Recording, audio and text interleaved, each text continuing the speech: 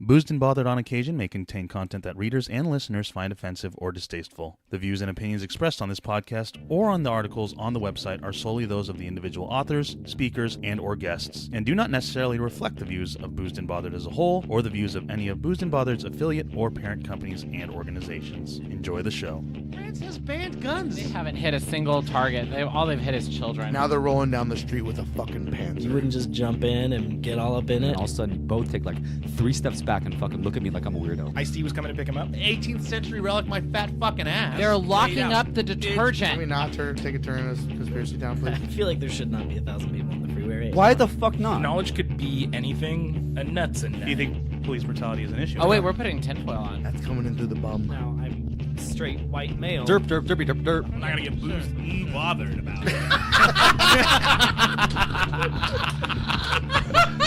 Cheers to that.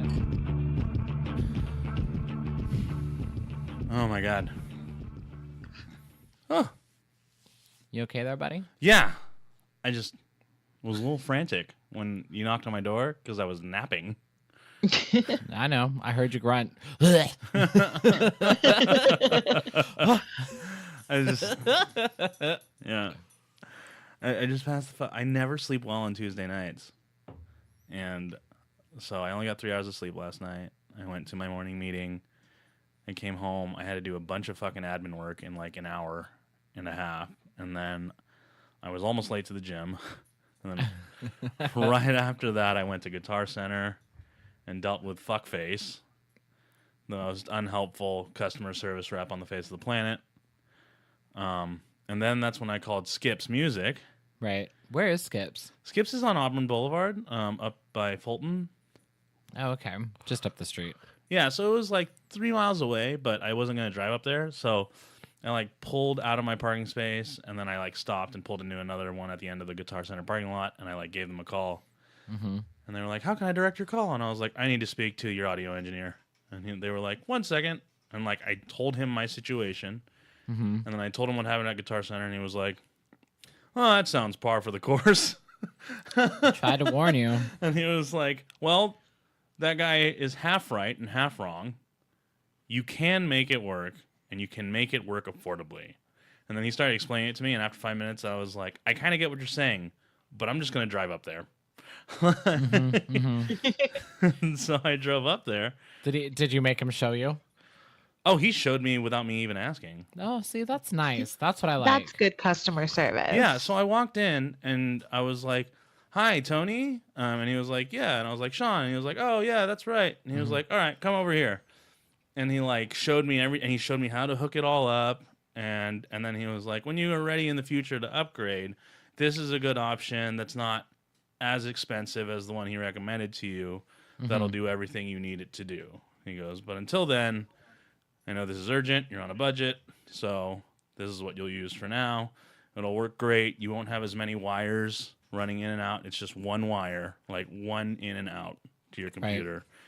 I'm Oh, like, that's helpful. yeah, and he was like, "Here's my card. I own an audio engineering business. If you get confused, just email me. I will respond." Yeah, that's awesome. And I was like, "This is amazing." What's his name? Well, shit. Tony. So shout out to Tony at Skips Music, Sacramento. Yeah, thanks, Tony. Thanks, Tony. Appreciate you. Yeah, that's killing it. I'm looking at the levels right now. Everything's coming through great. Everything's Shauna, we can hear the fuck out of you. It's amazing. Holla. I love hearing Sana too. And yeah, I'm excited. I was scared that I would have to take 2 separate tracks and have to like try to match them together. Nah, bro, we post. ain't trying to do all that. Nah, bro. That seems like so much work. I wouldn't even know where to begin with that. Yeah, I've been figuring shit out, but I do know that I would be able to do that. It would just take a lot of fucking time, and I wasn't trying to have that. No, we're good. We're good. We're trying to have this out by 4:20 for all those naughty kids out there. Yeah, you know, bro. So we might be dealing. I now work in an office that is super 420 friendly, and like we have weed deliveries to our office Dude, multiple times a week. Well, California real estate businesses have gotten real crazy. Like, it's just one of those things where I walked into a meeting and my bosses were legit just like rolling blunts on our conference table. We literally had like real, like, button down, like straight edge agents in the office like 2 hours later. And I was like, you guys are just in here rolling blunts. What's going on? That sounds amazing. See, this is what the rest of the country's afraid California is completely like. And I'm like, no, it's just those assholes in the three big ones, okay? It's just San Diego and LA and San Francisco that act like this. Meanwhile, I mean, we've got pill poppers like... Hey, it gets done. I know it does, girl. You a worker. You slam stuff out. that's fucking amazing. I'm all about that. I can't do it. I can't concentrate. Like, I can't. I'll stare at my computer and next thing I know, I'm like asleep. Maybe So, it's the wrong strain, Shauna. I mean, I pretty much only do edibles for bedtime now and occasionally to party, but even then I'm like, that makes me tired. Bedtime. Bye.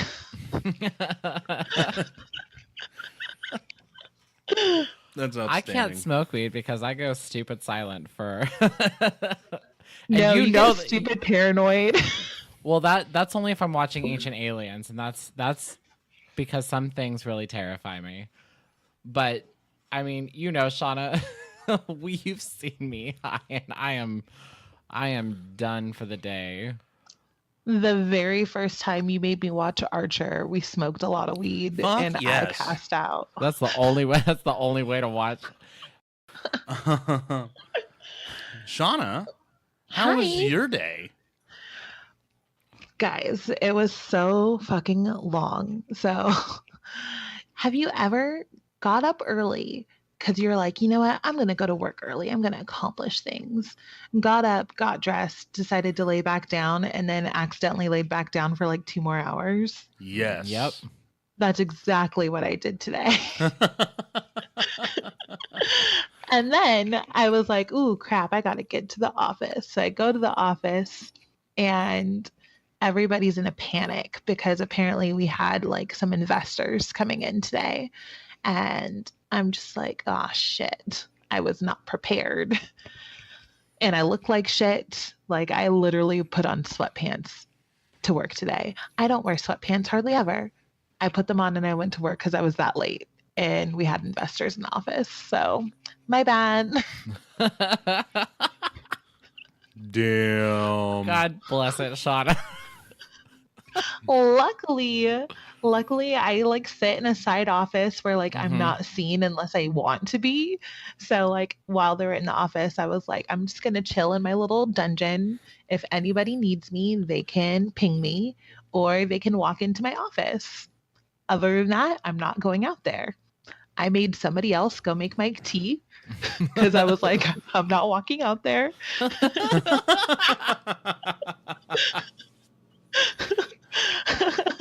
Shout out to Kellen because he made that for me this morning. Sarah But just, yeah, just a hermit in her cave today. yeah, I was like, I'm not leaving my little cave. Everybody can come to me. But the problem with that was I had people in my office literally all day long. Every 5 minutes, somebody was bitching about something. So, Well, Get it done, girl. yeah. Listen, you made it through though, right? I did. I made it through. I got off work. I went on a little dinner date, and then I got home and I got prepared for Boozed and Bothered by drinking a lot of vodka. Shit. I mean, I support all of this. Yeah. Wait, you're still drinking vodka, right? Yeah, I have my handy dandy Trenta cup. You are going old school Oh with this. my god. And the remnants of my strawberry acai. You know what? I support this. I'm for this. I am also for this. Sean, I brought these home. I'm Yeah. still not sure what they are, but they're McKellar vanilla shake. I would also like to point out that they are fucking delicious. This is really good. It's an oatmeal want stout with one. coffee and vanilla. I took the first sip and I almost lost my goddamn mind. Yeah, this is really good. And You know what? For San Diego being such a beer city, I feel like I was more of a beer snob when I lived in Sacramento than I am now. I don't drink as much beer as I used to. Well, what kind of beers? I mean, obviously Stone's in San Diego. Yeah. But there's a couple others. My goodness, what's the one in Little Italy that I really like to go to? Ballast Point. Oh yeah. Oh, Ballast Point is good. Have you been to Green Flash yet?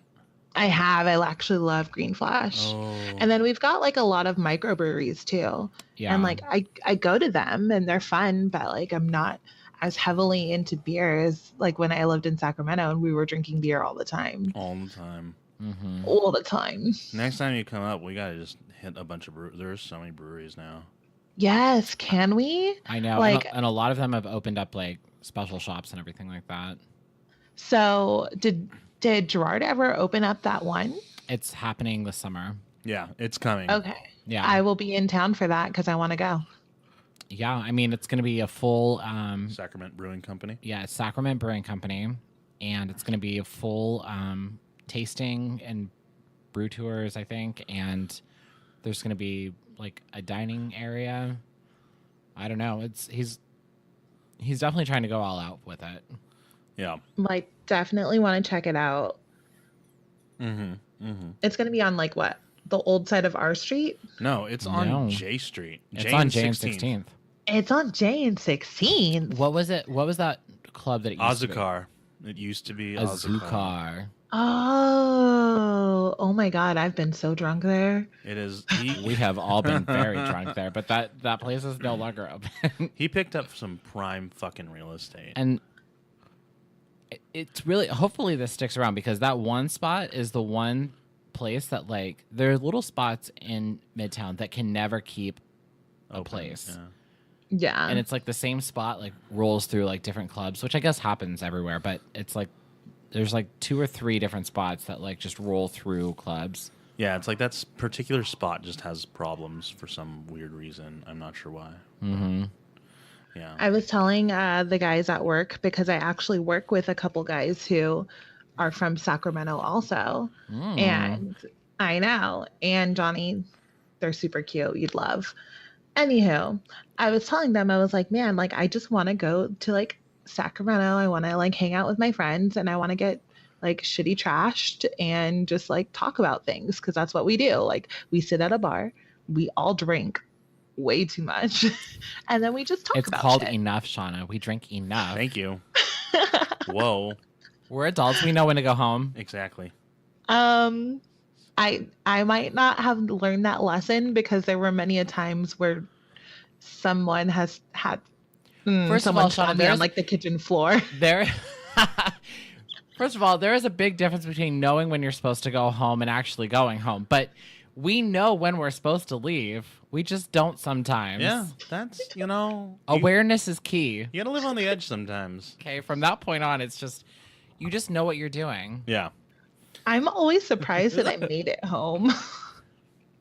I mean, come on, Shauna, you know. You know that cool tile floor.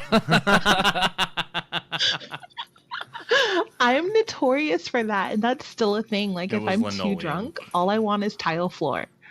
I want to lay on the tile floor because it's cool. It's totally fine. Sean, you want to bring us in? Yeah. Let's do this. Hello, everyone, and welcome to episode 20, another milestone. Them double X's. Double XX of Boozed and Bothered, recorded not on 420, but will be released on 420. Yes. Yeah. I am your co-host and producer, a.k.a. Daddy, Sean. I'm your host. My name is Jonathan. And tonight, we have a beautiful siren A very special guest. with big titties. Huge titties. Oh my god! She's sexy and cute, and she's popular to boot. It's Shauna. Hi. Apparently, that's my identifier now. Yeah. Big titties. Big Come titties. on. First of all, Shauna, something enters the door first. It's either your smile. Your smile lights it up, but you know what's going on. Yeah, yeah. Well, hello. I'm glad to be the special friend of the show this week. Yeah. Oh, and to top it all off, Shauna is finally the first woman we've had on air. Well, which- she's the first female we've had. I'm just kidding. Shauna's the first. Shauna's our first lady friend. Yeah, she's our first lady friend we've had on air. And she's our first remote guest. She is. She's breaking all kinds of records, girl. You're like Condoleezza Rice. And Beyonce. I'm also brown, so I Yes. am Beyonce. Yeah. Thank you. Yeah, that's true. This is true. So you are our first black female remote guest. Yeah. All 3 categories knocked out. Damn. Mm-hmm. We're Congrats. killing it on the diversity spectrum. Well, yes, we're trying. We're trying to be better than some. Yeah. You know. Yeah. And Well, I'm the glad only I white could knock out all those categories for you guys. Thank you, And Shauna. one person. You're hitting them federal quotas out of here. I Like know. the FCC is gonna look at us and be like, they got it. Yeah. we do. They got it. Sometimes they're a little spicy, but you know what? They Yeah. check them boxes. We only have one straight white male that comes on this show. 2. You've had 2. Unless one of those 2 guys has changed something about themselves. Who One's you- got a baby, and the other one's The other one Wow, also Sean, has how you trying to spread rumors on the internet? Damn, I messed that up. Yo, Brent, I am so sorry, bro. How do you know you were talking about Brent? hashtag Brent. I looked you up on Facebook. You're real cute. Oh, dear. Ooh, and a stalker. This is our first stalker we got. We can't. Oh, you gotta be careful. I'm not gonna lie. I helped Shauna with that one. You gotta be careful of that inter-guest mingling. Okay. I'm just saying. What are you I talking was about? curious. Single and sexy and ready to mingle. I am Adam. I mean, it's not like I would actually actively try to stop that. You couldn't if you wanted to. Not, bro. I know the people in this group. True. True. We're very determined about love. Yeah. if that's what we call it. Well, you know things. Words have different meanings today, Yeah. Sean. It's true. It's true. Well, yeah. Welcome everyone to episode 20. What are we drinking today? We just talked about that, buddy. How drunk are Yeah, you? but what is it called? I just told you. Oh, Yeah, maybe I am drunk. good Lord. It's been 2 sips. Mm-hmm. What is the alcohol percentage on that? Let's see. Medium-ish. I think it's like 6% or something like that. Oh, that's medium-ish. I get it. Thank you. I was like, this is for the flavor. Shit's not even on the label, yo. Okay, yes, it is somewhere. You're so blind and drunk. Oh, 13%? Okay, so higher. Oh, Just kidding. high-ish. Sometimes, you know what? Sometimes I lie. It's okay. Well, it's going to be one of those nights. First of all, we only have this one to sip, and then there's Lagunitas Born Again Yesterday to follow up with. Girl.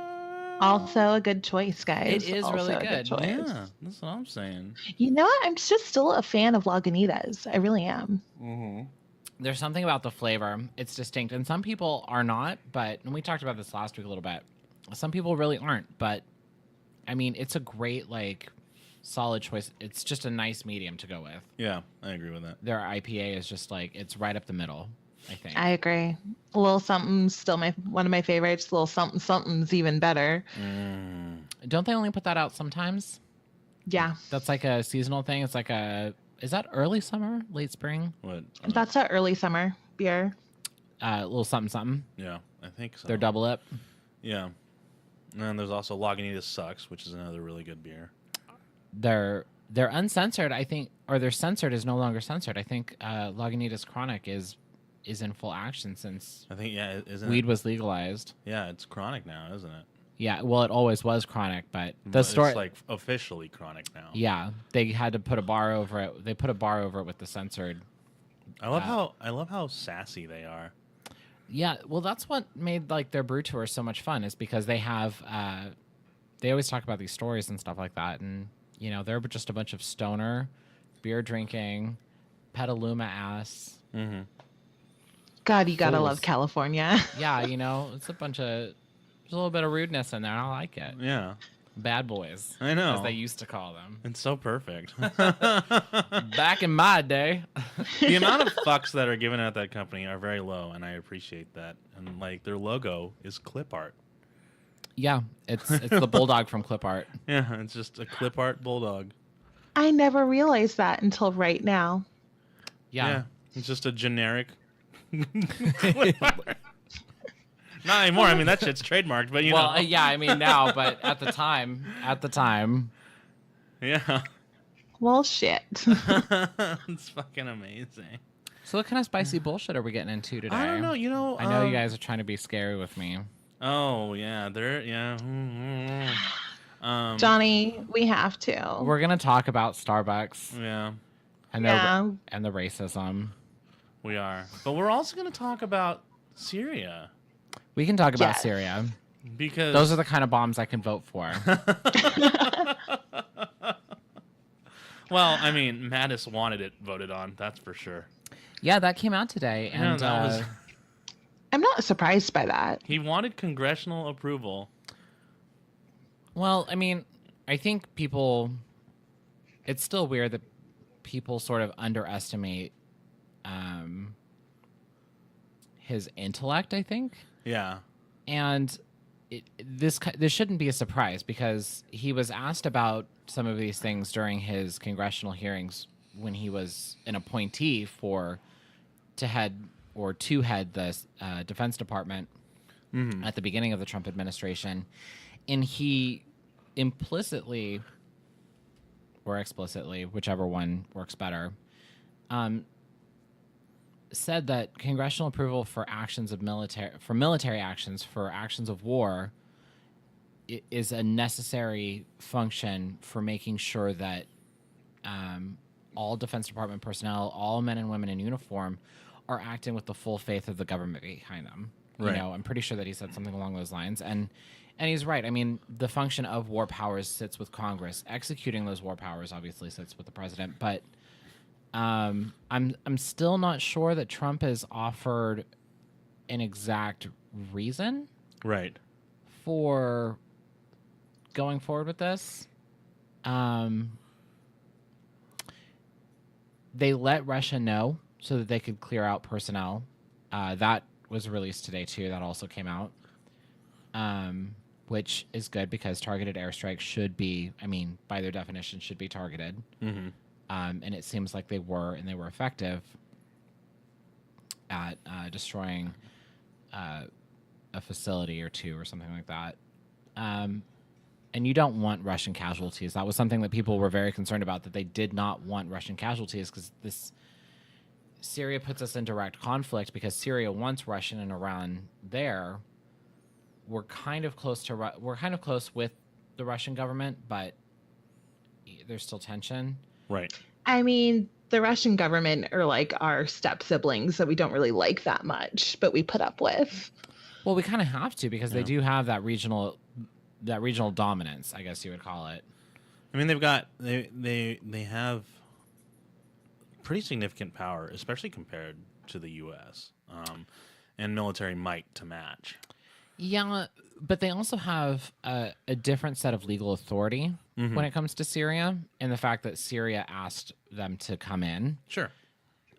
Whatever you think about Bashar al-Assad, his by everybody's account, legitimate government asked for Russian intervention in their civil war. Right. And they also invited Iran under the same in the same way.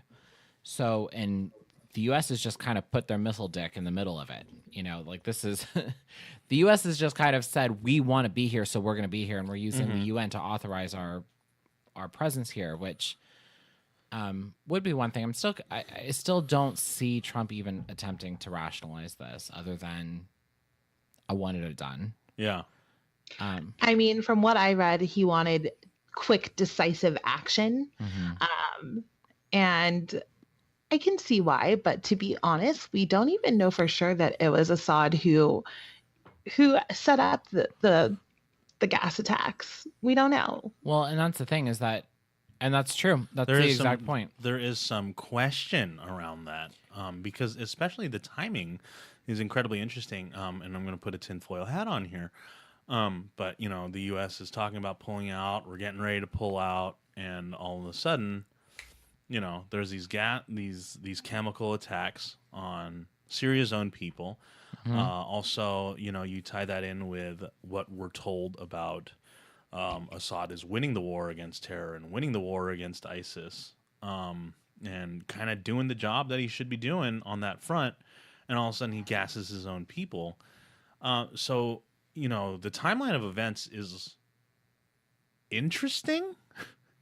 It's definitely awkward. It looks it looks fishy. I mean, at the very least, it looks as though Assad doesn't have as tight a control over its chemical weapons as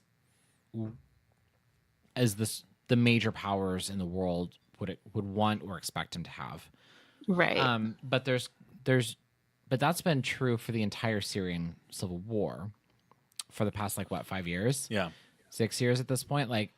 It's been true the entire time that he's lost control of chemical weapons stashes or caches to rebel groups. And some of those rebel groups were rebel groups that John McCain and Lindsey Graham wanted us to support. Some of those rebel groups were groups that Barack Obama said we should be supporting. Right. I mean, Trump was wise to want to leave. I wish he would have just left. If the chemical gas attack is legitimate, if it's not legitimate, or the accusations against Assad are not legitimate, however you want to say it, I still kind of wish that Trump would have left. We're dealing with a lot of fuckery there. We're dealing with a lot of fuckery all over that region, but we're dealing with a lot of fuckery in Syria. We've never known who the good guy or the bad guy is, right? Because they're all dickbags. There are no good people in Syria. There's none. That is a broad statement, my friend. I'm gonna make it. There's no good side. Bashar al-Assad kept these chemical stores. That much is true. These were all owned by his government. He lost control of them, which is a twofold boo-boo. Okay? And on top of that, I don't know that we would side with any rebel group. I haven't seen one that's not full of shit, at least from the media's perspective, or any other B-list reporting. I haven't seen any of that. I haven't seen Assad kind of execute this civil war in a way that would be seen as, I don't know, reasonable. I don't know how you do that, but I mean, all of this looks like a mess. I don't think we should have been involved in the first place. Sure. I think Obama was wrong to say that there's a moral issue and a red line that was crossed or whatever. Right. And I think that the Congress was completely misguided to push for this, because a lot of the push for Syria came from Congress.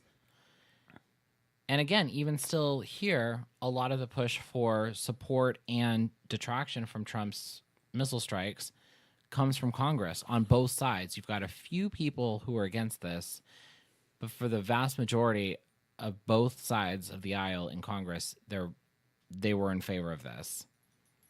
And I guess Trump is like, I have the nominal vote. It's a non-official one, but I have the nominal support. Right. But, like he would have gotten congressional approval anyway. Yeah. Judging from everyone's tweets. If tweets are now a vote. It's 2018. Live in the modern era.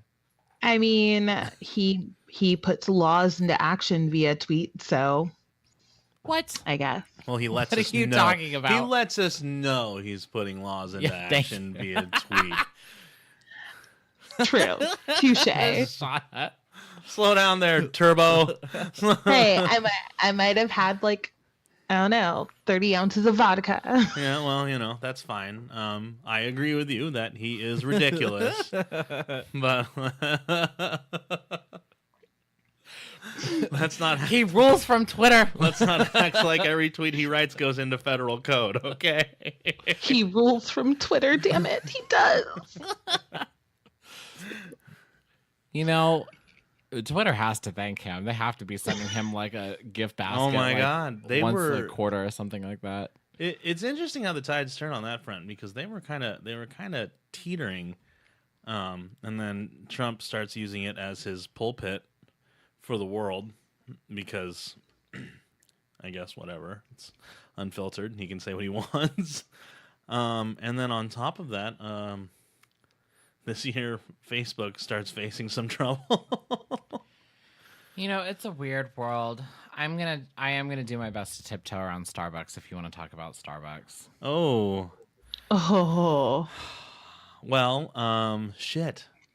So I'd rather just dive in. Fuck it. I mean, let's just say it. It's a shitstorm. It's horrible. There's a bad apology tour going on, and I wish Starbucks would just stop it. Just Hey, stop. Kevin Johnson is just on. Yeah, he is on tour with this. You have his TV appearances on the news, and then this racial bias training that's happening. So it's it's kind of a ridiculous situation, and one that a lot of people are taking advantage of. I don't know if Shauna, you saw that video of that guy going into Starbucks and getting a free coffee. Yeah, I saw it today. Yeah, bullshit. There was also another incident in Los Angeles recently. One of my customers was talking to me about it out in the parking lot. Yeah, where the guy asked for the bathroom code and then watched as they gave the bathroom code to a white guy. Yeah, without purchase. It was all without purchase, which is the deal. And here's the thing. Everybody knows that these policies are put in place and that we're supposed to hold them to the letter, but the policies get broken all the time. Mm-hmm. But here's the question, and I have to ask, and I don't want to ask, but I have to ask. If Starbucks has systemic racism woven into the very fabric of its policies, then what hope is there for liberalism in America? Because Starbucks is one of the most admittedly left-leaning companies. Yeah. And I say that there's an asterisk in there. They are very pro-market. They love capitalism, but they're not above asking for corporatism in social issues and to help people socially. They don't necessarily want market assistance, but they love social assistance. And, Howard Schultz was in an interview with, I think it was Good Morning America today or something like that. It was. And God knows that every time Howard opens his mouth, our stock prices drop just a little bit. Surprisingly, I'm looking at our stock value right now, and it's been a minor fluctuation of about 2 cents for the past day. So, and it's been pinging back and forth between that, but it's been about 20. It's been about an up and down of 20 cents or so. Right. Which, surprisingly, isn't that bad. No. I'm a little... Just keep going. Oh, you're just going to pull out your grinder right now? Yes.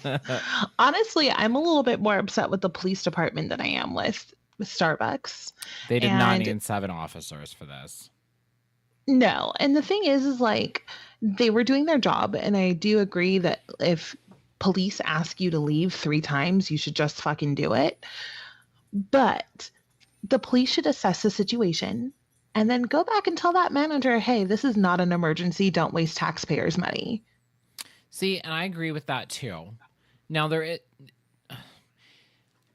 as far as I'm concerned, everybody showed their ass in this situation.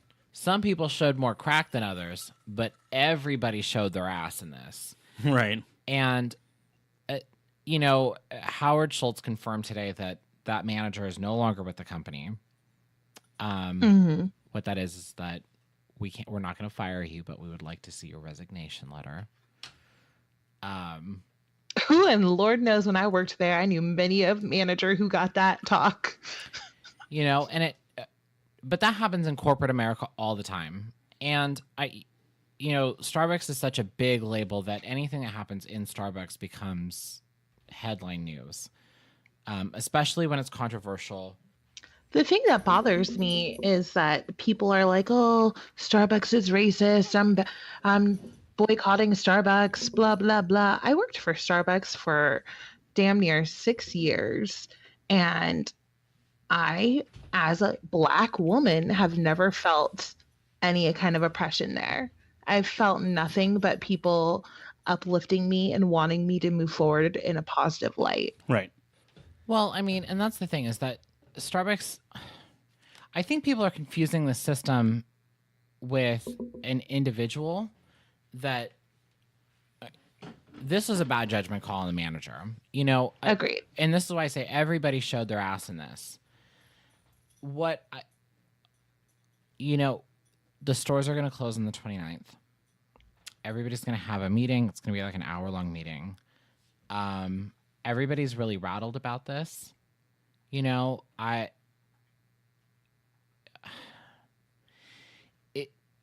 it's hard to tell where the Starbucks manager or former manager now was put into question, where this was she realized that this was not going to be a good idea. I think that much is still unclear. And we'll probably never get an answer for that, because as much as they're going to admit fault here, Kevin Johnson, no relation to Sacramento's former mayor and alleged child rapist. Kevin Johnson, by the way. There's a certain amount of technique in this where they're going to apologize and apologize and apologize until you are sick of hearing about it and you just give up and don't care anymore. Right. Well, you know what Kevin Johnson said that's really kind of pissing people off? He said that he is taking the blame. And while people appreciate the fact that he's willing to do that, people want somebody to blame, and they want to blame this manager. And they wanted him to say, this manager fucked up. And that's all it took. That is all. I don't know why. And I think people are really pissed off because you're right. I think they sense there's a level of insincerity in this. Mm-hmm. And it's the one thing that's making everybody nervous at work, because all store managers are on edge right now, you know, and people aren't quite on edge, but there's a certain tension that's like anybody that walks up is about to open their mouth and say something. And I've gotten a couple, okay, and today was a lot worse than yesterday, but every single day seems to be a lot worse on the egging on. And what it is this manager fucked up. Yeah. This manager did the wrong thing. She enforced the policy in a way that was both vindictive and abusive, not only to the company's assets, okay, because she took full control and ran with it in a direction it was not meant to go. Right. She abused the police officers' policies and put them in a questionable situation that made them look terrible. Right. And these two guys never should have been arrested. And Kevin Johnson said that. He was like, this is not what this should have come to. This was not the outcome that we ever want to have happen. This was wrong. And it's like, you have to just say that. And you don't blame the whole company. You don't talk about systemic racism when there isn't. And this is what I think somebody else can talk about this if they want. But this is what pisses more people off about, quote unquote, the systematic racism in America, is that if we're just going to sit here and call every system imbued with racism and take full apology when somebody does something stupid, it allows us to escape the point. It allows us to escape what real racism is. Whether or not she called because they were black is one question that she has to answer. That's her problem. That's something she needs to be held accountable for. Right. The fact that she thought she could abuse her power to maybe prove a point or prove the policy was more powerful than the customer's will is really what Starbucks should be concerned with when it comes to the public. I agree. You know, Starbucks is not a racist company. No. It is not a racist fucking company. No, not in the least bit. This is one Not of at all. Not in the least bit. No, and they strive for diversity. They don't have quotas for diversity. They just welcome But they do a damn good job of it. Yes, and it's And not only that, like Starbucks is socially conscious. Like remember when the whole Trayvon Martin thing happened and we had to have those like take a minute to talk about race things? oh my god, the race together went very Yes. badly for Starbucks, but at least they tried. And the thing is that Starbucks will always try to be involved in community conversations. Right. And I'm gonna try. I really, it makes me very frustrated because there's so much that I really shouldn't or cannot say. Right. You know, my job. But I think, you know, Sean, I think you're right. I think what Starbucks is doing is they're taking the focus off of one person and trying to like level the responsibility on all like 8,000 plus stores. And you can't do that. You just can't. Because you're opening first of all, if you work in a store, you're getting the shit kicked out of you for something you didn't do. Right. And that you had no part of other than working under the umbrella of a company. And it's like, you know, it's not like, oh, this is unfair and I don't deserve this because I don't kick black people out of my store and have them arrested. That's not what it's about. It's about holding somebody accountable and calling it that's justice. Yeah. Right. This manager should have been fired for misusing policy. Company policy. For a power trip. Whatever her problem was, whatever her point was, whether she was frustrated or frazzled, she was made a secondary part of this. And Starbucks as a whole is taking the brunt of this, and it's putting a lot of people under pressure to prove that, you know, they're not racist. Right. And it's just like everybody wants to talk about this. Yeah. And the truth is like, especially with, you know, the racial tension in our country right now, you know, every little slight gets magnified. And with Starbucks being such a huge corporation, it just gets more and more intense. So Starbucks really needed to come out and put the blame squarely where it needed to belong, with the individual. Yeah. With that one specific manager. Because at the end of the day, like Starbucks employs how many black people? I mean, I worked there for years. Mm. Like Starbucks treats all of their employees well. They have a history of doing that. So to me, like Starbucks social policy and the culture of their stores speaks for itself. I mean, yeah. I mean, Starbucks, when it comes to, I mean, women definitely dominate the Starbucks like work experience. Like that's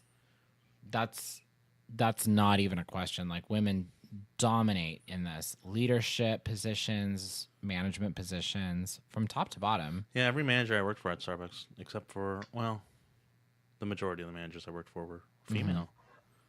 Yeah, and I've said the same thing. Yeah. Same. So, I mean, it's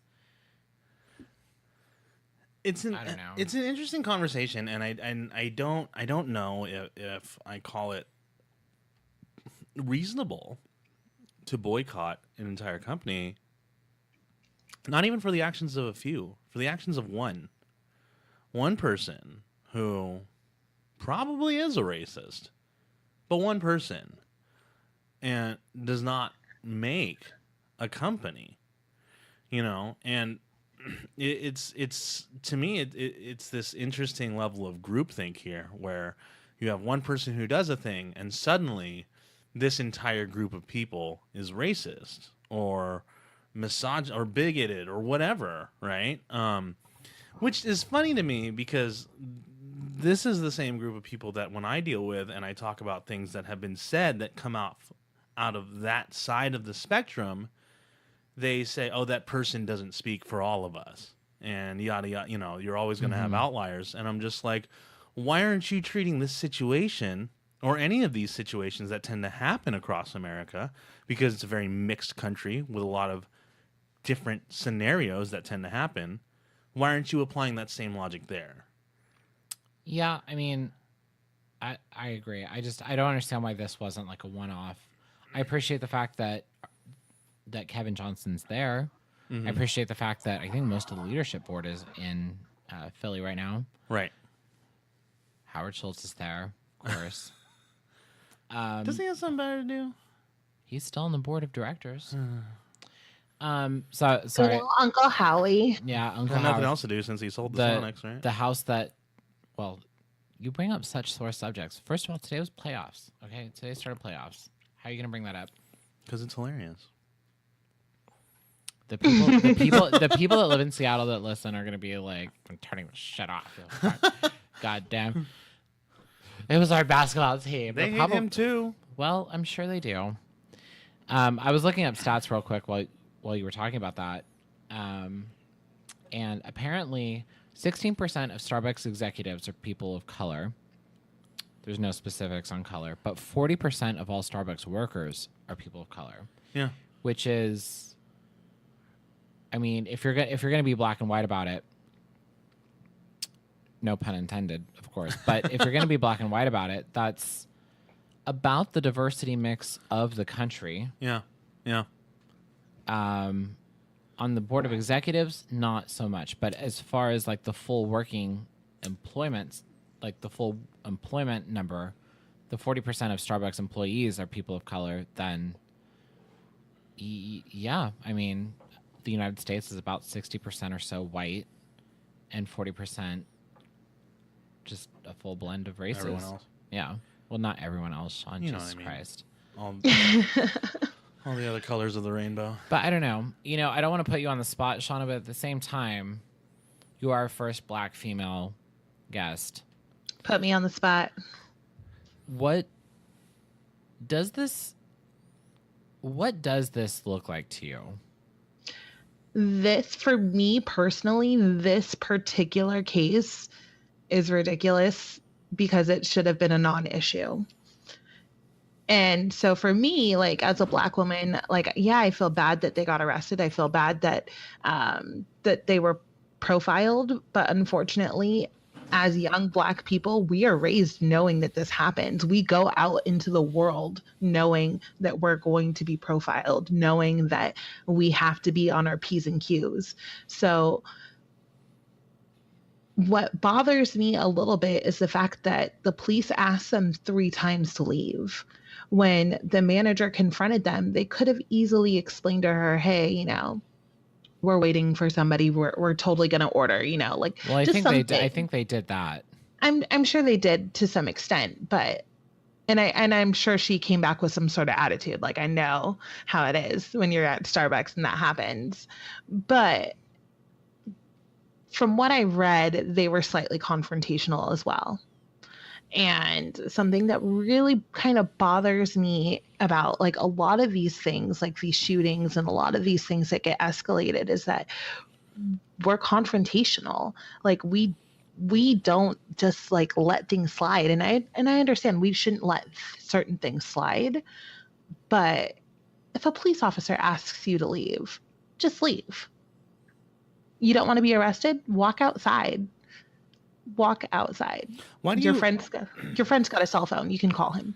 So from your point of view, I got to ask you why if they know, I guess in essence, if they know what's going to happen in the end, arrest or in some cases death, unfortunately, and they're aware of this and they're taught this, as you've said, why do you think these situations end up escalating anyway? Pride. And also, you know, just because we know it's going to happen doesn't mean that it should. And to be honest, like, sure, I've been confronted and asked if I was stealing something in stores before. And not going to lie, I gave a little bit of an attitude back because why shouldn't I? Well, because that is offensive. It is offensive. Yeah. It's offensive. And I think as a culture, we're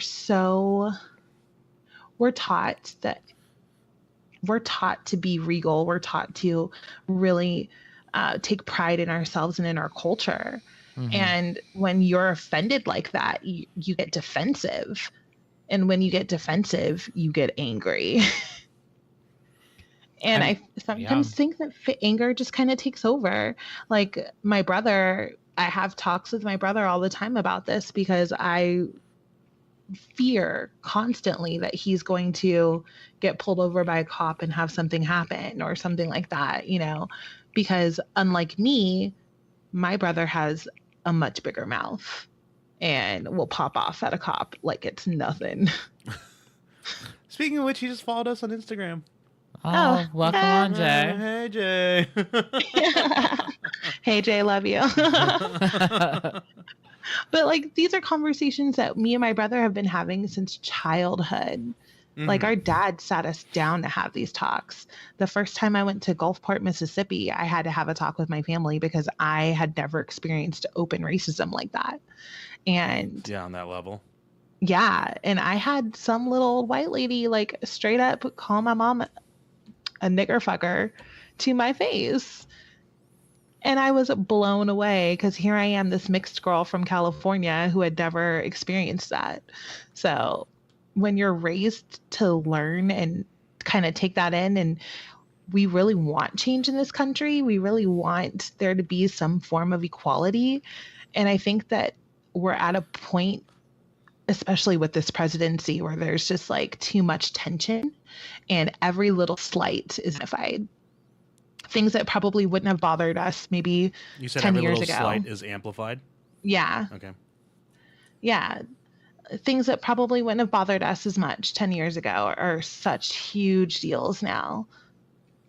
Well, do you think it's healthy that they are huge deals, or do you think that this is like a moment where, because You know what? I'm torn because I think it is healthy. I agree. I think that here's what when it comes to like the whole we need to have these conversations, I agree. And Shauna, over 10 years of friendship now, we've always had this. This has been a long conversation. We've always talked about this. And I don't think that we've ever been afraid of talking about race. No, not at all.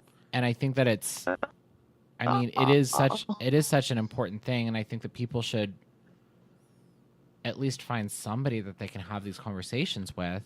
And what gets us out of this? Obviously it's not going to be tomorrow, but what gets us out of this? I think it's partially people leaving, their own communities and exploring other communities. Like I grew up in a majority Black and Mexican community, but I went to a white private school. I grew up with my Black family majority of the time, but I had a lot of white friends and I had a lot of, Mexican and Asian friends. And so for me, like I was always exposed to other cultures. And I feel like the more exposed I was, the more open I was to talking about race. So you bring up the case of Mississippi, right? And yeah, this is a very torn state in the context of race relations and segregation and things like that. We have that luxury in California. Things are very mixed around here in California compared to a lot around. of other places. Right. So I understand what you're saying here, but how do we handle it in places that are predominantly, in this context, predominantly white? They don't, Mississippi itself as a state is majority Black. Yes, it's got the highest amount of Black population in the country. Okay. So Mississippi itself is kind of a hard nut to crack. But I really think like if it's not done in schools, like it needs to be the parents' responsibility to expose their children. Like, hey, go put your kid in a dance class across town. I know it's going to take you a little while to get there, but guess what? That kid is going to make friends with other kids, and who don't look like you're going to broaden their horizon. Mm-hmm. I mean, yeah, I think that's true. Yeah. I love that. I think, and you know what? It's just about, for me, it's always just about meeting people. I think you're right. I think it honestly comes down to just meeting people. Right. And people who are going to be honest. Sometimes you get taken aback, I think, by honesty, but that's not a bad thing. That's just, the one thing I always hate is when people say I don't see color.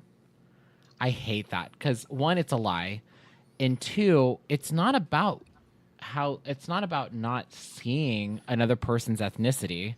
It's about not being offended or angry about it, I guess. Right. I don't Mhm. like, Mhm. oh my, Shauna, I will never ever see you as a black woman. I think is probably the most offensive thing that you could Right. say. It's just a little ridiculous because You know, like- they How can you deny somebody their ethnicity like that? And they paint the world on, they're trying to paint the world on this canvas where, oh, everything's the same to me. Yeah. But like, I even outside of that, I think it's just a hilariously stupid statement because what makes the world beautiful is color.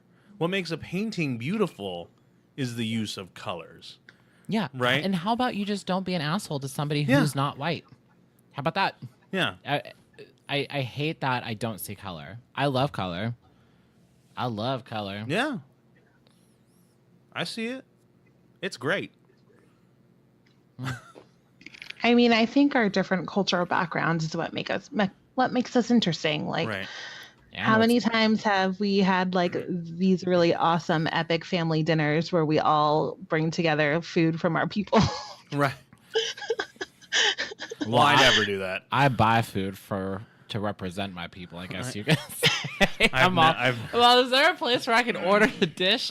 I've never cooked Filipino food at our family dinners. To be fair, Raymond brought Filipino food, so you were covered. Yeah, my Yeah. guy. I made steak. There you go. See?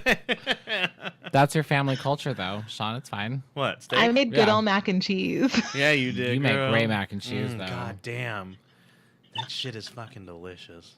I think my dad wants some of your mac and cheese. We can't talk about Oh, food right next now. time I see him, I'll make some for him. Oh, I love your dad. My dad loves you. We can't talk about food right now. Yeah, my parents love you a lot. Yeah, race is just like one of those things that's hard to talk about, but it's so necessary. Like Yeah. everybody needs to talk about it. Yeah, it's tough to I wasn't really exposed to a lot of this stuff. I knew it was happening, and I was told in school. I was kind of in a bubble because at the time when I was in school, my high school was the most integrated high school in the nation. So I saw everyone everywhere all the fucking time. Like, Well, I mean, and Shauna, we had this conversation too. Like Sacramento in general, like it's very rare. We've talked about this at a few lunches. Remember these?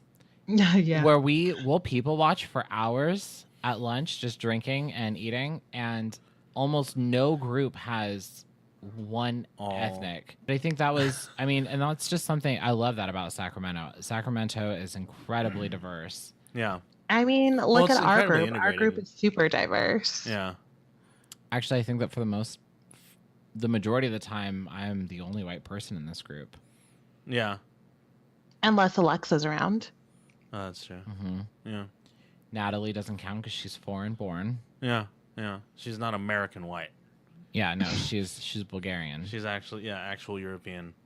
Uh, Not of just of European descent in America, but No. actual European. no, she was born and raised. Yeah.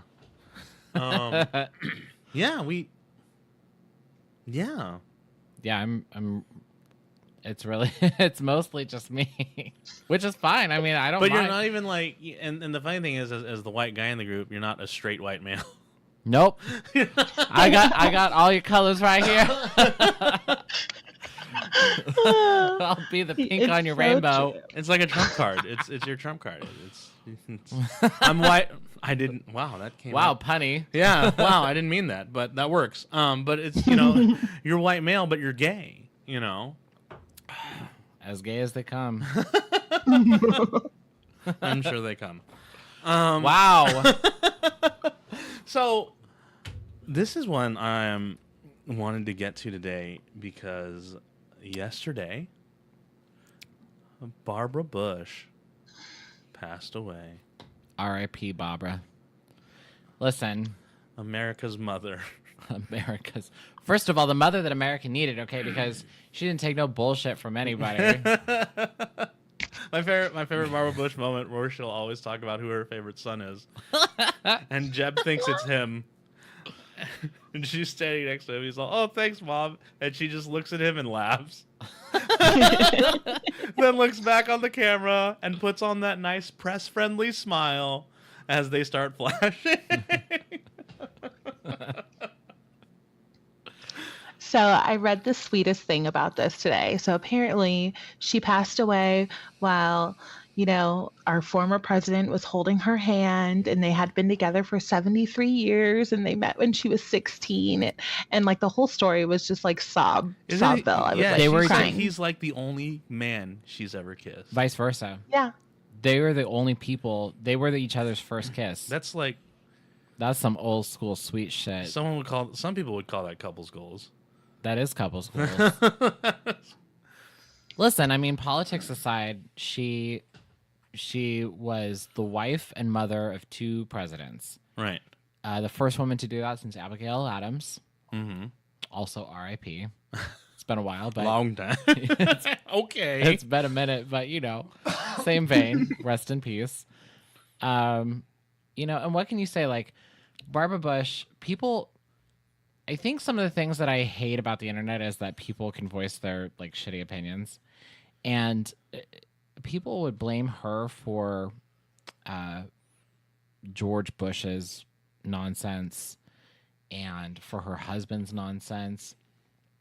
And at the same time, I'm over here like, she is the only person in that family that was trying to talk sense into people. Like, please don't run. When Jeb was like, should I run for president? She was like, do you really need another one?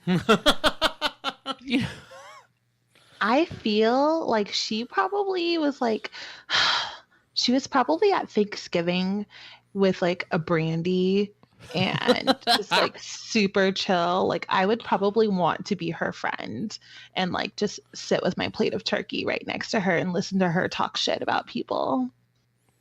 And listen, she was a quiet but still a kind advocate for gays. Mm-hmm. She was very much against discrimination. Similarly, in the way that Ronald Reagan was. I don't know how well they got along. Obviously, I don't know their life. But when her husband was his vice president, but in that very like, we shouldn't judge people, we shouldn't discriminate against people, we should be very kind. And I mean, that's something that it was always very important to me. Both about her and Laura Bush actually were very much against discriminating against homosexuality, Right. when it comes to policy. And I think it's incredibly unfair for her to be tied to her husband or her son's policies, either Right. son. Right. Agreed.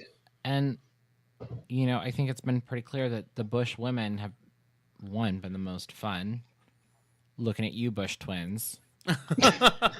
And 2, So true. definitely the smartest of the clan. I mean, Laura Bush, I don't know anybody that says anything bad about Laura Bush.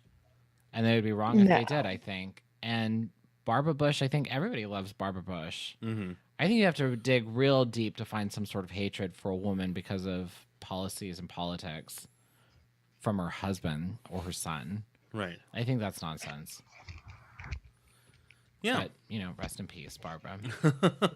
Yeah. A lot of people I know on both sides of the aisle came out and said something nice. Actually, one of my buddies, who's pretty left, lives in Los Angeles. He posted a picture of him when he was a child meeting Barbara Bush. Nice. Yeah, his parents, I guess, got invited to the White House, and they were doing their thing, and she just showed up out of nowhere. Mm-hmm. And he was like 6 and eating a ton of fudge. Nice. And they called him to come meet her, and he ran up with a fudge-covered face and hugged her and smeared his face into her dress. And she just took out a little wet nap and wiped him off. And was just like, that's okay, little buddy. Oh, see, that's such a sweet Barbara Bush moment. Yeah, that's really sweet. Yeah. I mean, I just, The woman's dead. I hate when people have to bring politics into that, especially when they were not office holders. The woman's dead. Yeah. And she was not a bad person by any account. And she was a badass to death. Thank you. She's a savage. She was sipping on some bourbon. She's a savage. I like her. Yeah. She was sipping on some drank in those last moments. Listen, she's a New England style. Okay. She is. That's what I like. I like that. I'm for that. I feel Absolutely. like, Johnny, when you're older, you're going to be like Barbara Bush. That's going to be you in your old age. Listen, if there are goals to achieve, I'm here for that. You can bury me in a Chanel pantsuit. It'll be fine. I'll make sure to make that happen. Listen, you were officially switched over, by the way. You're the one who takes care of all my accounts. Oh, okay, cool. For those of you who don't know, if Johnny dies, I'm in charge of his social media. Yeah, so good luck, guys. She'll probably post everything she has on me. I would not. I have too much. And I have things on Sean too. What? Yes. I didn't say nothing, bro. First of all, What anybody the gives you fuck? tequila, you say it all. Oh my god. Okay. I didn't. All she would have to do Why you is gotta bring me into this though? all Shauna would have to do is like pour a little like drop of tequila on your corpse at the wake, and you would start speaking. Okay.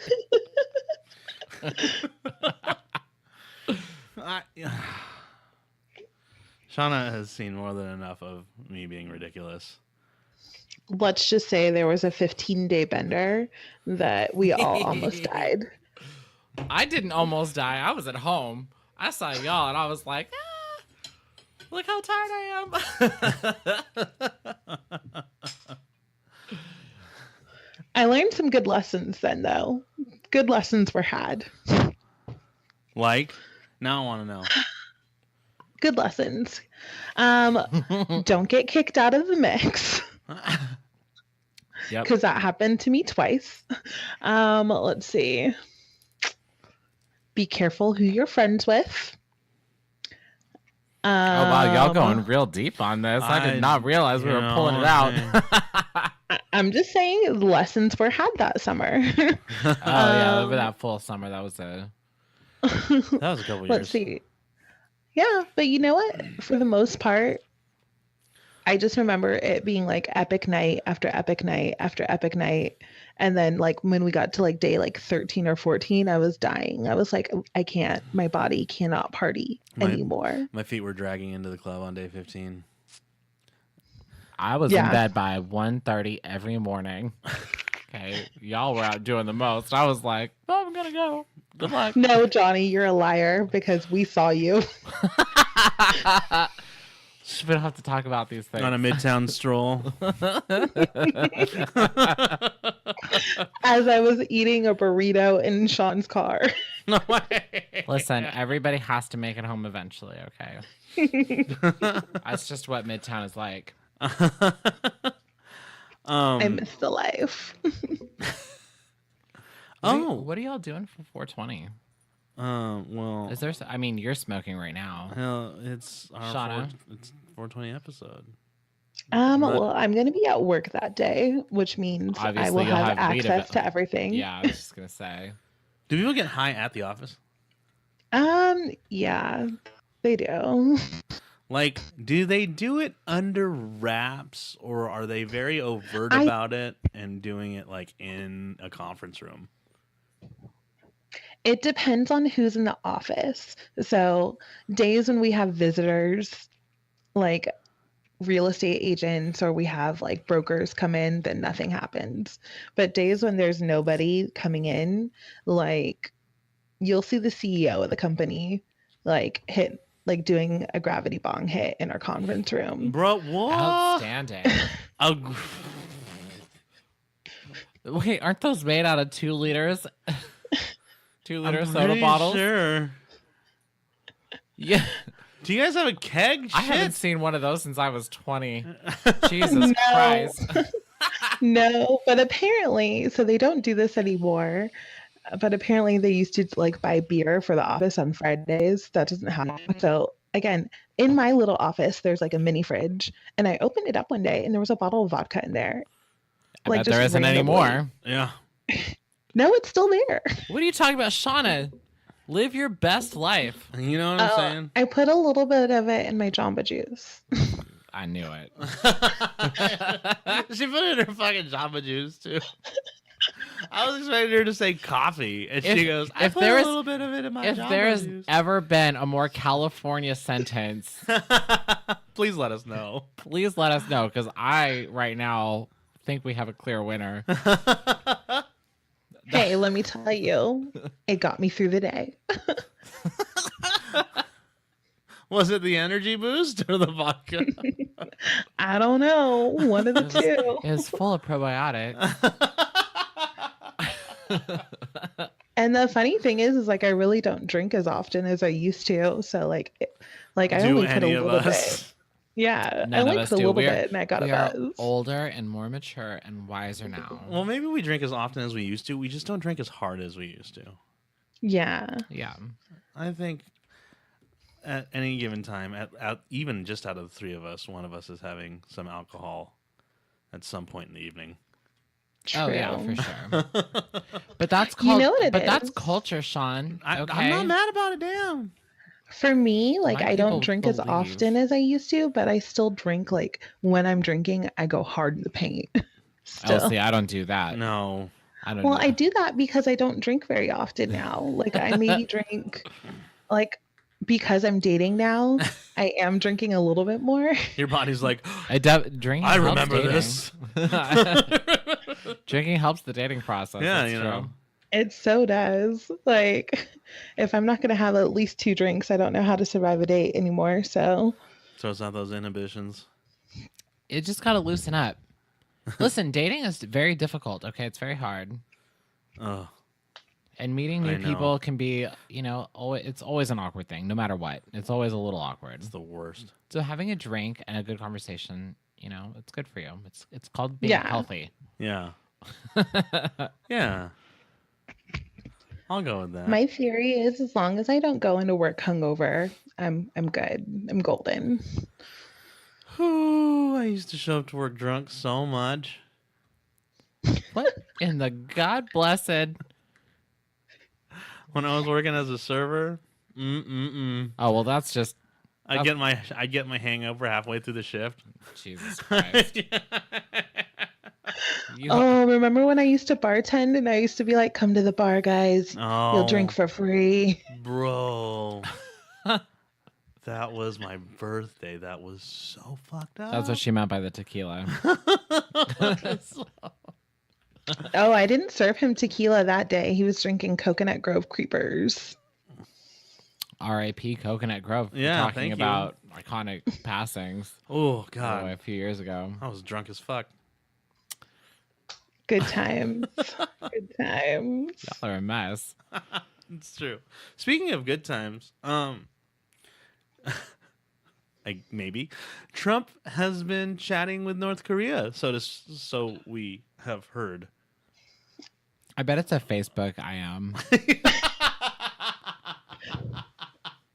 Why wouldn't it be Twitter? You don't think it's a Twitter DM? I don't know because North Korea does have a Twitter account. I know. No, I don't think it's a DM. I think it's probably a Facebook.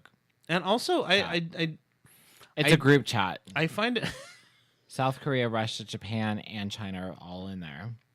Oh my god. I find it funny that American news anchors even call Lil Kim Supreme Leader Lil Kim. and Lil Kim Jong Un. He's Lil Kim because there's Big Kim. He's a little one. But they call. I was watching NBC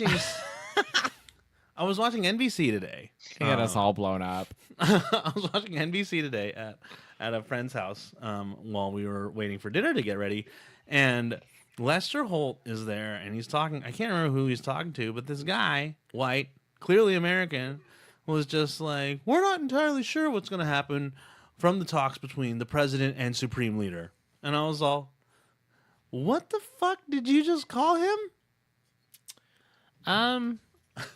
Wait, this was an American journalist? This was an American journalist calling Kim Jong-un That's supreme disgusting. leader. You know, I mean, people make a big deal about semantics, but at some point you have to be like, how about the little dick in charge? Yeah. Okay? I'm not offended. I just thought it was interesting. Well, it is interesting. It just, you know,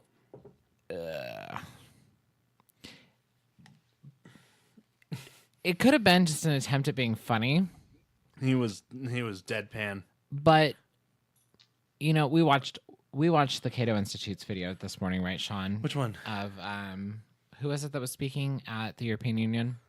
Gloria Gonzalez? Yeah. Oh, Part of marry me. Yeah, that was she did a phenomenal job of really cutting straight through the bullshit this morning. But you know, and one of her biggest points is that you have to call. She didn't say this. This is not a quote, but It was also the European Economic Freedom Forum. right.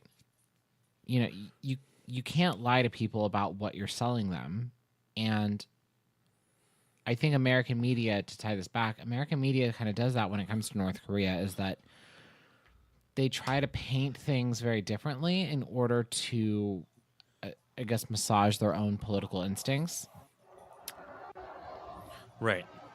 And that just is not, you know, I can see why that would be distracting for you to like hear a news anchor address Kim Jong-un as supreme leader.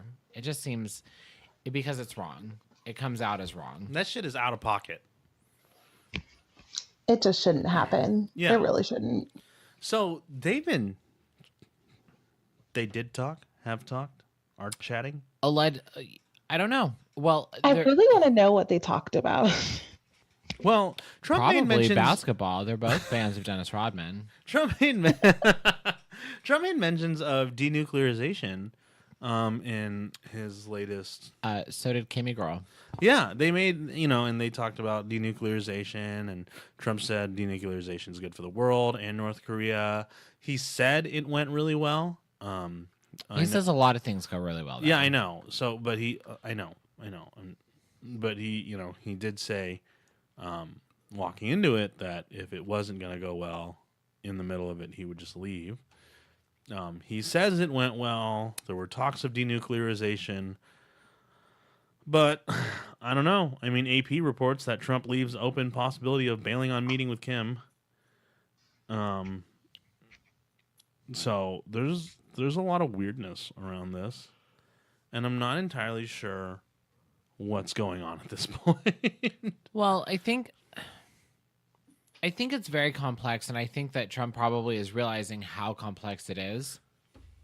I think it's good that they meet soon and fast. I think that, contrary to the talking heads, I think that this shouldn't be something that's made more complicated than it is. Right. Because it already is very complicated. Mm-hmm. Yeah. And I mean, you had a whole bunch of politicos coming out when the talks were first brought up or announced or what have you, that were like, you need to spend months like learning, and you need to study all the things, and it needs to be this like, you need to have like a full briefing that takes weeks and preparations and all the diplomatic bullshit. Right. And part of the problem with diplomacy is that, well, yes, you want to be sensitive to shit like that, I'd imagine. But at the same time, if you actually want something to get done, maybe you should just focus on getting it the fuck done. Yeah. And I think part of the benefit of this timetable being sped up to like a couple months instead of like a year and a half or something like that, like right. All talking heads would prefer, that you don't have the preparation to be as fully formal and, you can't wink this way because they think this, or, if they do this, you should act offended and turn around and storm out, and all that pompous, courtly bullshit, European-centric bullshit You know, I say get two leaders in a room, let them talk and battle it out. Let's see Yes. what happens. People forget that I exactly fucking agree. People forget that Kim Jong Un was educated at boarding school in Switzerland. Yeah. He knows what the fuck is going on. Okay? Stop treating him like he's this like pillow puffed little bitch. He knows what's going on. He grew up in Western culture. He grew up in Switzerland at boarding school. Okay? This should not be a surprising thing. Put Trump and him and whatever other national leaders want to be there, Russia, Putin, Abe, you know, China's leadership, Korean leadership, whoever the fuck cares that much, put them in a room. I'm with you, Shauna, and just have them work it out. You know, the first thing, and this was brought up later today, was an end to the war.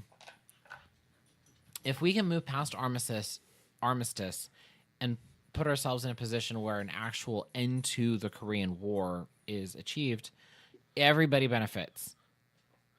That much would be an amazing feat on its own. You know, the armistice was what, 1953? I think so. Jesus fuck. You know, 64, 65 years later. Right. A little bit tired of it. Yeah. You know, bring peace to the Korean Peninsula. Whatever the two nations, North and South Korea, need to work out economically, trade-wise, whatever, between each other, they can figure it out themselves. How about we work on putting an end to the war? That would be phenomenal. And we could all move on with our lives. And maybe we'll see some reforms in North Korea when they realize that they can buy fucking iPhones. Mm-hmm. How about that? That'd be great. God, you know, nothing changes a culture and a political structure more than access to trade. Mm-hmm. Just stop cutting them off. And technology. Yeah.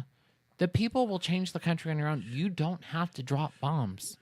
You don't even have to threaten to drop bombs. You can just trade with them, and guess what? They're going to want more shit. Just like we want more shit. Mm-hmm. And it'll be great. And all of a sudden, people will be crossing the border. They'll be shopping. They'll be eating. Eating would be a great thing. How the fuck are we smarter than our elected peers? How are we smarter than them? How? Well, let's end these wars right now. Because I think they get caught in these bubbles of protocol and policy and bureaucracy in general. Bureaucracy, and that was the point of. I mean, it was the original point of the American experiment. You would think that when George Washington said we should stay out of foreign entanglements, that he specifically meant bullshit like this. Right. You know, and we sit here and we like pontificate about how we have all of these tyrants.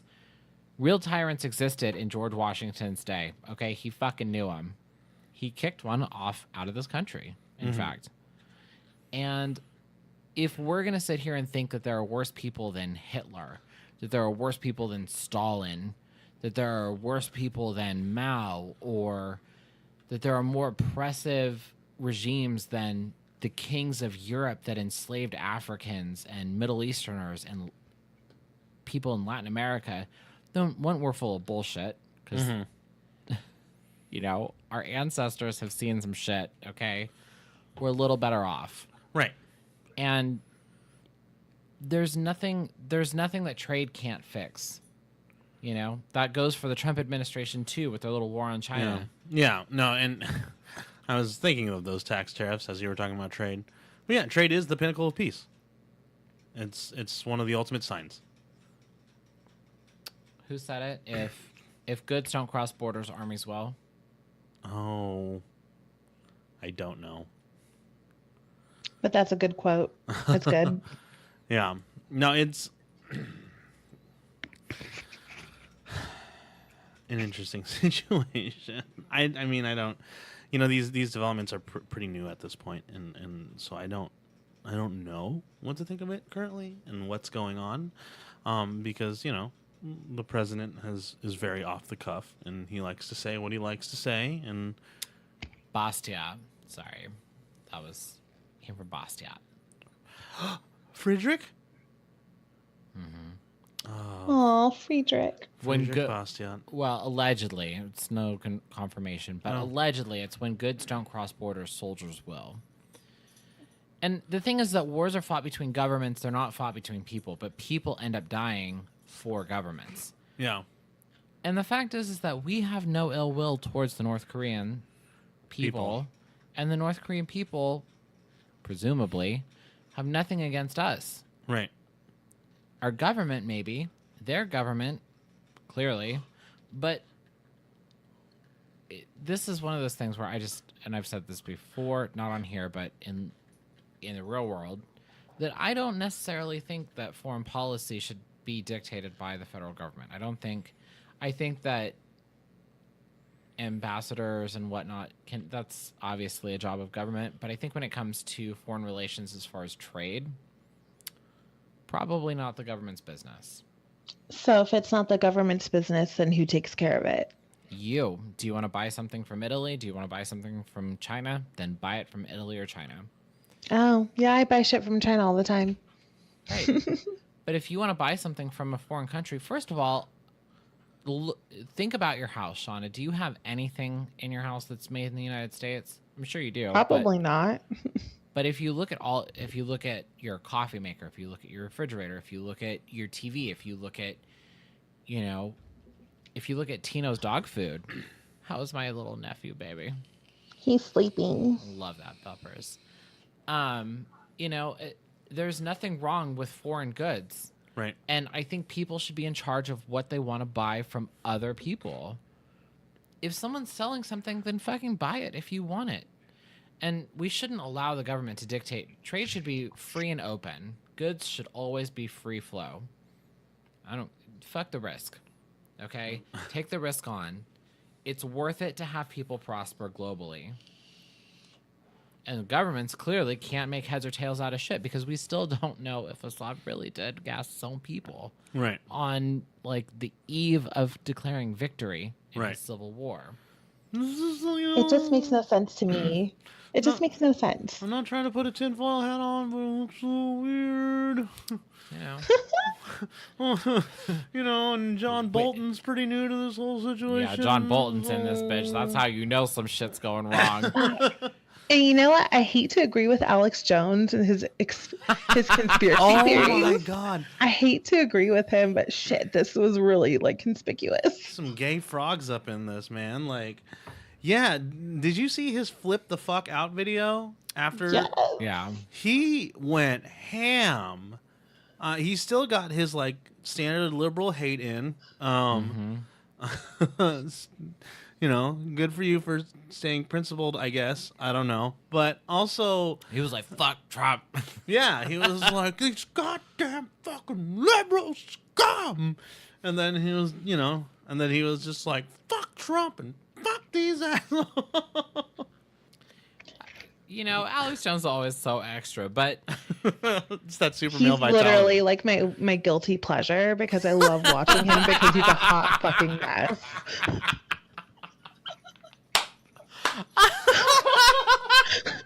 He's a hot fucking mess. I just learned something new today.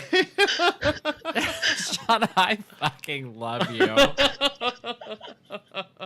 It's so fucking entertaining. It's that super male vitality. I'm sorry, I'm a Christian.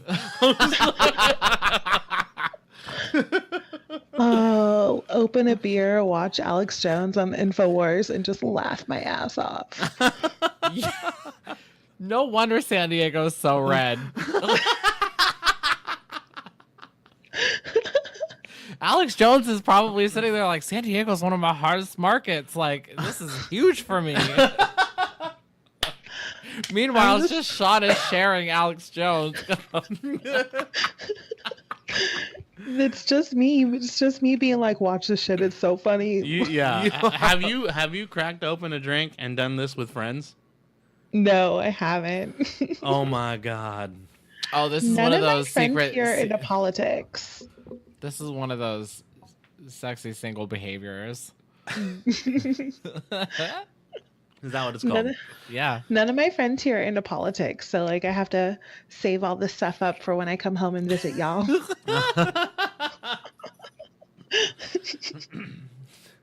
You know, some days that's good. And some days it's fine. Some days it's rough because I want to go on a rant. I rant all the time. Yes, you do, girl. I really do. I just send Johnny all my rants, to be honest. Johnny will get like a really long Facebook message, just like blah blah blah blah blah. This happened and I'm angry about it. I just wanted to say. Me at the end, like, yes, girl, I hear you. It's fine. I think that's your response to most people's tangents on Messenger, because. But I pay attention. The thing is that I do read them. I know. I've gone on a few rants myself. I just know that get the big thumbs up from you, which is fine. Which is fine. But here's the thing. 9 times out of 10, when somebody rants to like a friend like that, like all they want is to get it out. They don't actually want a response. They don't want you to tell. They don't want to have a conversation. Just validate me.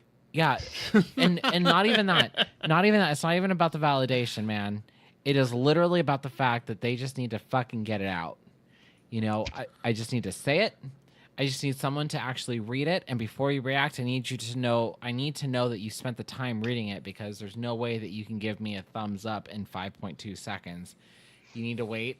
It needs to be a good, 7 minutes, because I just sent you, an essay. And then after that time... Do you wait? Or do you actually... No, I read it. Okay. I read it. It's just I know that once something crosses, the 10-line barrier... I do that a lot. That it's no longer about my response. You don't care about what I have to think. You just... I also send things to Johnny to edit for me so that I don't end up hurting other people's feelings. That's okay, girl. He's quite the diplomat. I can be. I can't be. For I'm other like, people, Johnny. you know what? For other people, I'm a great diplomat. For myself, I'm not that good. Yeah, for him, he's good for other people, but for he's a great diplomatic advisor for foreign affairs. But for his own foreign affairs, he'll just go and call someone a viper.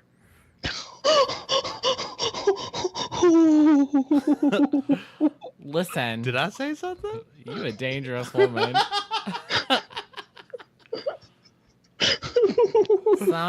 You know what? Sometimes you just gotta call the kettle what it is, and sometimes it's a snake. Sometimes the kettle is a snake. Well, it's a black snake, but I thought we were moving past color here. Oh Lord! Instead of whistling, it hisses. Got it. Yeah. Oh Lord! You are high as shit, son. I'm so high. Right Say, now. Lord, save me. No, Lord, don't. Am You I got that- enough work to do. Am I that high? The fact that you're even asking that question proves that we should probably wrap this up, buddy. Oh yeah. Okay. You little I just looked at red. myself in my selfie camera. My face hurts because I've got this weed grin right now. You do have that shit-eating weed grin on. That always happens when I'm high. Let's see if I can get through this. Okay. I want to thank everyone for listening to Boozed and Bothered this week. This has been episode 20. You can find us on iTunes, Google Play, Stitcher, iHeartRadio, and Sirius. YouTube. And No, we're not on Sirius. No, not on Sirius. YouTube and Spotify. Check us out at boozedandbothered.com or our Facebook at facebook.com/boozedandbothered. Our Twitter, which is at boozedandbothered. No and, just n. And we're also on Instagram now, posting all the memes and videos and other things like that. Instagram.com/boozedandbothered, or if you're just on Instagram, it's just boozedandbothered. Come find us. Come follow us. Guys, if you like the podcast, please let us know. Rate it. Leave us a review on any platform that you happen to be on. And share that shit, too. I check those Love is love. regularly. As we said last week, we've got a new website. Go check that out. We've got a lot more content coming out to you. We've got some other side casts on the way. Boozed and Bothered this one will always stay the flagship, but we've got some other things coming on the way as far as other topics in the world go, because we know there are other things to talk about and we have opinions about them. And there are other things to drink, too. Also, True. You know what? Wow. You're done, Smokey Bear. No, I got this. So thank you everyone for listening to Booze and Bothered. My name is Sean, aka Daddy, your co-host and producer. My name is Jonathan, and I'm your host. And I am Shauna. I'm a friend of the show. Thank you so much for being on this week, Shauna. You're one of our first friends of the show, too, by the way. Yeah. Well, yeah. The OG friends. OG, yeah, one of the originals. I'm yeah. so glad to be on. It took about damn time. Well, I mean, you saw how hard it was to figure out how to get you to like be on recording. Yeah. Oh Actually yeah, make it work. super difficult. That was But it works. tricky. It works. It We're works. here. It works. And we're going to be having remote guests more often. And one day soon, we'll be taking calls on the podcast. So, Oh, danger zone. danger zone. Oh, I'm excited for that, guys. Yeah. So, everyone check us out. Give us a like. Give us a follow. Give us a subscribe. And whatever is on those platforms that are a positive thing. There are things. Yeah. Star us. Review us. Otherwise, thank you for listening. And we will see you next week. Smoke lots of weed and happy 420.